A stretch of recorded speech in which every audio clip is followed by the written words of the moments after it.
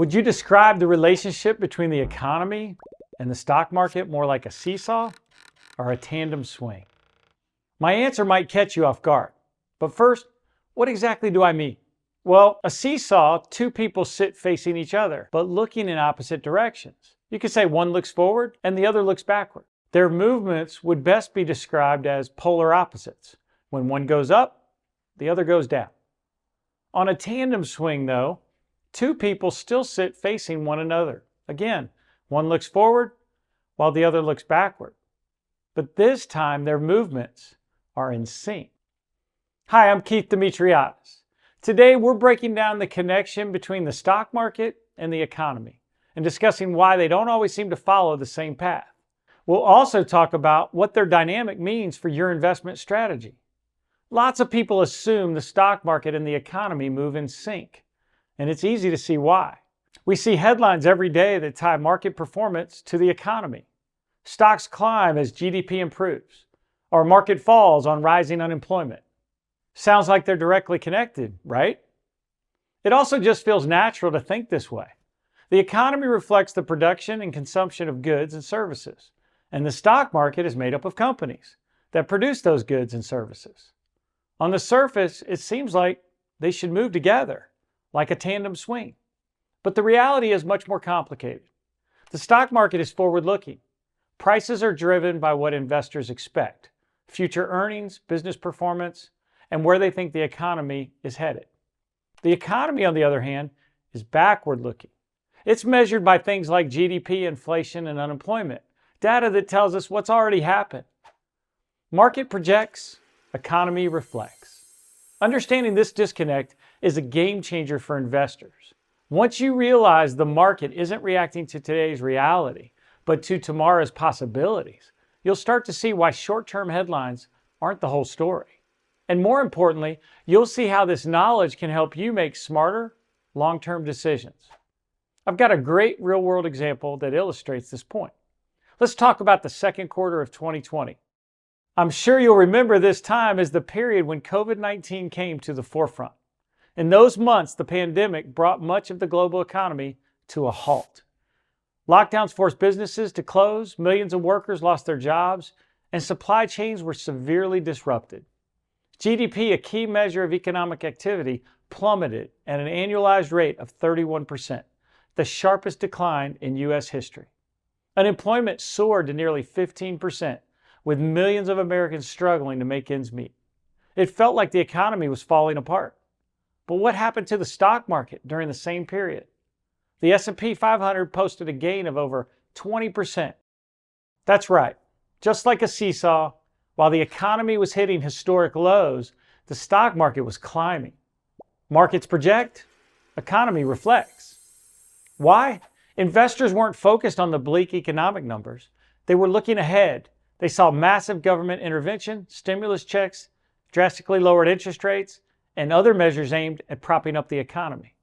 They anticipated a recovery fueled by these actions. On top of that, a wave of new investors jumped in to buy the dip, afraid of missing out on what they saw as a rare opportunity. This is a perfect example of how the stock market isn't a reflection of today's economy, but an indicator of where investors think things are headed. So are the two things completely unrelated? No. But there are several reasons we might see them moving in opposite directions. One reason is the participation gap. Most Americans participate in the economy. They work, they shop, and consume goods and services. But far fewer actively invest in the stock market. In fact, if you look at the historical data over the last 25 years, you can see the percentage of people invested in the stock market normally hovers around 55 or 60%. This means that the stock market doesn't represent the financial reality for many people.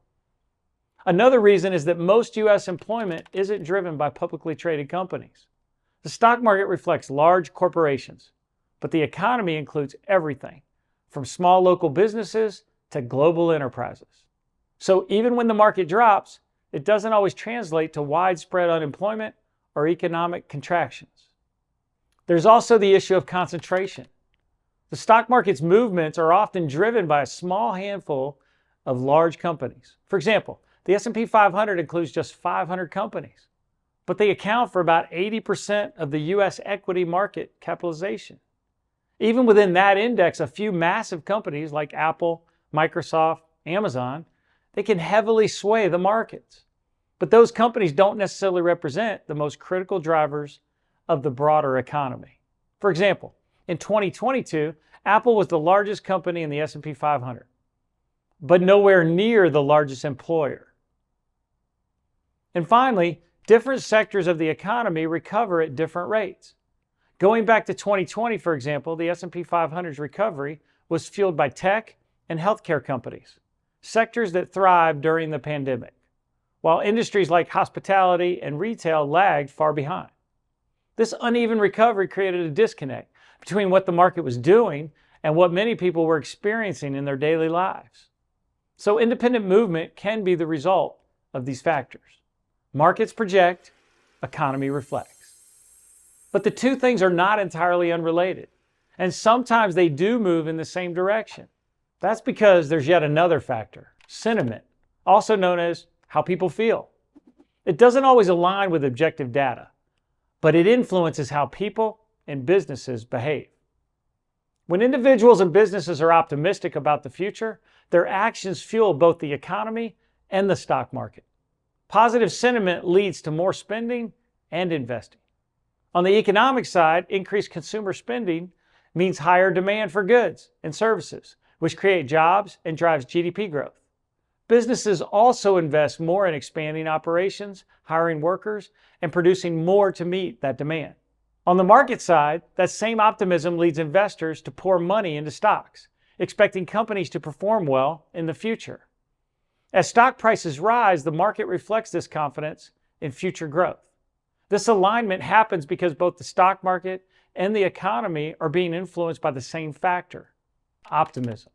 We saw this in 2021 during the post-COVID recovery period.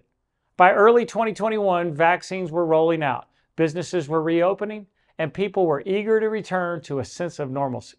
Consumer spending surged as people went back to eating out, traveling, and shopping. The economy showed clear signs of recovery. GDP growth accelerated and unemployment steadily declined as companies rehired workers to meet the renewed demand. At the same time, the stock market was climbing alongside the economy. Corporate earnings rebounded as businesses adapted and thrived in the post-pandemic landscape. Investors saw the improving economic data and poured money into stocks, confident that the recovery would continue. Government policies played a big role in this alignment. Stimulus checks expanded unemployment benefits, and low interest rates gave people more money to spend and invest. Businesses also took advantage of cheap borrowing to expand, fueling economic growth and driving stock prices higher. The optimism was contagious. Consumers spent more, businesses grew, and investors bet on future growth. So in this case, the stock market and the economy moved in sync, both propelled by the same wave of positive sentiment. Of course, the reverse is also true. When sentiment turns negative, whether due to fears of inflation, layoffs, or an economic slowdown, both the market and the economy can decline together. On the economic side, people cut back on spending, businesses scale down investments, and economic activity slows. On the market side, that same fear drives investors to sell off stocks, lowering prices and causing the market to fall. So sentiment can play a large role in the economy and the stock market moving in sync. What does all this mean for you as an investor? Understanding the relationship between the stock market and the economy and why they don't always move together is a powerful tool for making better financial decisions. Markets project, economy reflects. When you see these shifts, here are some things to keep in mind. First, don't overreact to short-term headlines. Just because the economy is struggling doesn't mean the stock market will crash. And a booming stock market doesn't always signal a thriving economy. Recognizing this disconnect can help you avoid making emotional decisions, like panic selling or chasing a rally. Second, focus on the long term. The stock market's forward-looking nature means it's often ahead of economic data. Trying to time the market based on what's happening in the economy today is a losing game. Instead, stick to a strategy that aligns with your long-term goals and risk tolerance. Finally, Keep sentiment in perspective. Market movements are often driven by expectations, which are influenced by emotions like fear and greed. Stay grounded and avoid the emotional roller coaster. You'll be much better positioned to make rational investment choices. Remember, the stock market and the economy each tell one part of the story, not all of it. Just like you need two people for a seesaw or a tandem swing, you need two parts, the stock market and the economy, to understand the whole story. Markets project, economy reflects.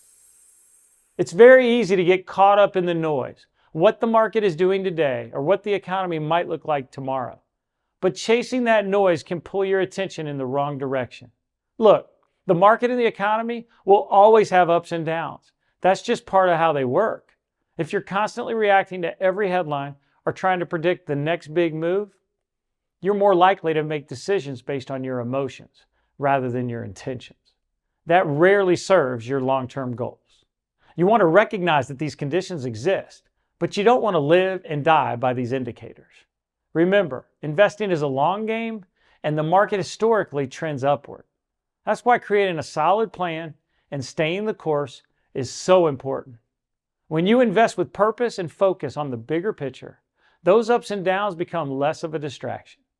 I'm Keith Demetriades. If this video helped clarify how the stock market and the economy interact, make sure to like, share, and subscribe so more people can benefit from these insights. Be a savvy steward. Make your life count.